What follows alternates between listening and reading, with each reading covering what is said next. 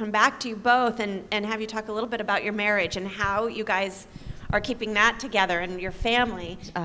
Met David at the church that I was saved at, and I would sit in the last seat in the last row, go to church, and then run out the door because I wanted nothing to do with anything, and just to hear the word, and then I would go home, and we would try to have a conversation, and I just was on my honeymoon. Yes. Like running out the door. Yes, I was on my honeymoon with Jesus. And I was like, your shoe.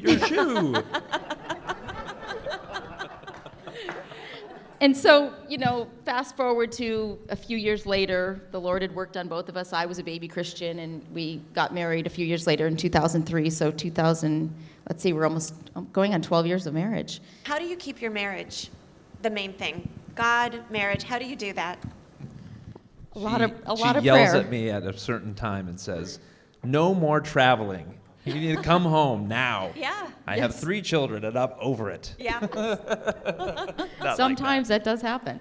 A lot of prayer and a lot of comedy. David, obviously, his gift is comedy as well. And so we laugh our way through, I'll be in tears half the time, and he literally will turn it into laughter. And I have to say, he is the epitome of encouragement, and life is hard, and then you have 3 children and 3 little souls that you're trying to, and really we were just talking on the way here of him traveling, and it's all good. It's all to further the kingdom. It's all so fun. Well, it's crazy because you work so hard to do what for I'm finally year getting after to year do, after year. year, more and more and more, and it's really awesome. But there's that balance, right? Because first and foremost, he's a daddy, to our 3 little ones, and so it's a constant balance of trying to know. Husband, I think, first and foremost. Yes, right? yes, absolutely. So yeah, a lot of prayer, a lot of laughter. Have you guys set boundaries of That's like budgeting, Kim. Is it like budgeting? Do you budget in your marriage? Here? Do you budget your have you had to sit down and say, you know what, we can go this far but then no further, or is it just an expanding universe, or are you just evolving? Your lives are changing rapidly, it seems. So is it just a constant communication, or is there a line in the sand that's like, no, if you're gone 40 weeks out of the year, that's not going to work?